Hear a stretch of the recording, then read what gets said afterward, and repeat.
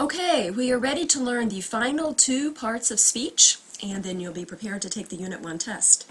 There are 8 parts of speech altogether. We have learned 6 so far. So the 6 we have learned are the nouns, verbs, adjectives, adverbs, prepositions, and pronouns. And so 2 more to learn today are going to be the conjunction and the interjection. So conjunction, if you look at this word, we'll kind of take it apart a little bit. Conjunction, C-O-N in Latin means with, and junction means to join together, and that is exactly what conjunctions do. Conjunctions join together similar parts of speech. And there are lots of conjunctions in English. The 3 most popular conjunctions that we will focus on in this period is and, but, and or if it's a positive statement, nor if it's a negative statement. So and, but, and or. And conjunctions allow us to join together nouns with other nouns. You cannot join together dissimilar parts of speech. It has to be the same part of speech. So nouns can be joined together with other nouns. Verbs can be joined together with other verbs. You will never join together a noun and a verb. You will never join together a noun and a preposition.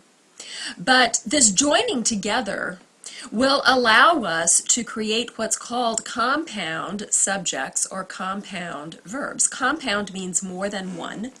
And so we can now have more than one subject doing the action. Or we can have more than one action for the subject to do in a sentence.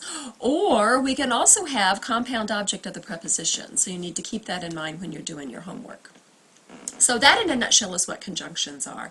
Interjections are not used very often in English. They are only used for emphasis, and for that very reason we don't use them often. If you use them all the time, then no emphasis is shown. But interjections are inserted or they are interjected right at the beginning of a sentence. Sometimes interjections can be just one word, like ouch. But sometimes interjections can be in an entire phrase, like, oh my goodness.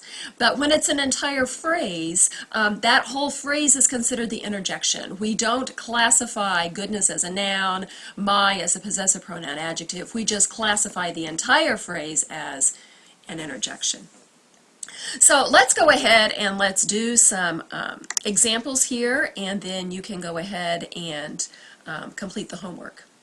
Of course, you can always go back and review this video if you need to help you complete the homework. So we will start with sentence number 1. And sentence number 1 reads, Tammy, Lana, and Brent jogged down the road.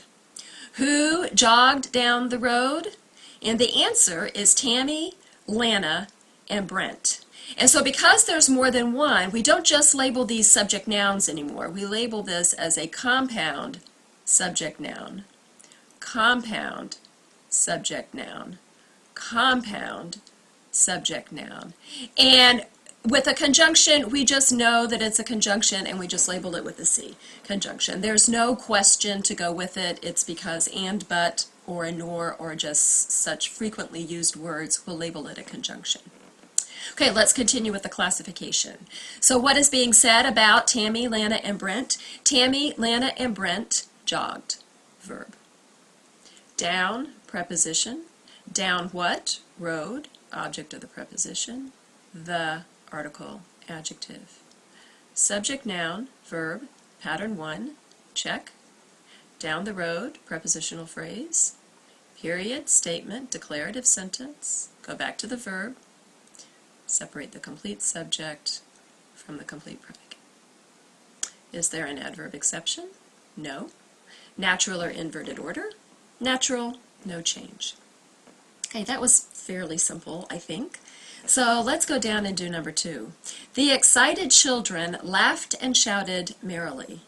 Who laughed and shouted merrily? Children. Subject noun. What is being said about children?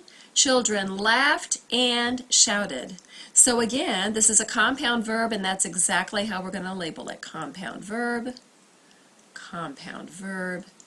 and conjunction. Laughed and shouted how? Merrily, adverb. What kind of children? Excited. Adjective. The article adjective. Subject, noun, verb, pattern 1, check. No prepositional phrases. Period, statement, declarative sentence. Go back to the verb, and when we go back to the verb, it has to be the very first verb. So we're going to go back to laughed. We're going to divide the complete subject from the complete predicate. Is there an adverb exception? No. Natural or inverted order? Natural, no change. Great. Sentence number 3. Wow! Their house is burning to the ground. What is burning to the ground? House. Subject, noun. What is being said about house? House is burning. Verb, helping verb. To, preposition. To what? Ground. Object of the preposition. The article adjective. Whose house? Their house. Possessive pronoun. Adjective. Wow, interjection. There is no question to ask for an interjection. Interjections are almost always separated from the sentence with an exclamation point. What you need to know is that that exclamation point, this exclamation point after the wow, does not dictate what type of sentence it is. You can very often have an interjection with a declarative sentence. So what's going to dictate what type of sentence is the in mark at the end, not the exclamation mark here. So just bear that in mind. Okay, and we have subject, noun, verb, pattern 1, check. To the ground, prepositional phrase. Here is our exclamation point. That is what dictates that this is an exclamatory sentence. Go back to the verb. Remember, we go back to the helping verb. And separate the complete subject from the complete predicate. Is there an adverb exception? No. Natural or inverted order? Natural, no change. Okay, notice I did not underline wow. This is one of those cases I won't count off if you do.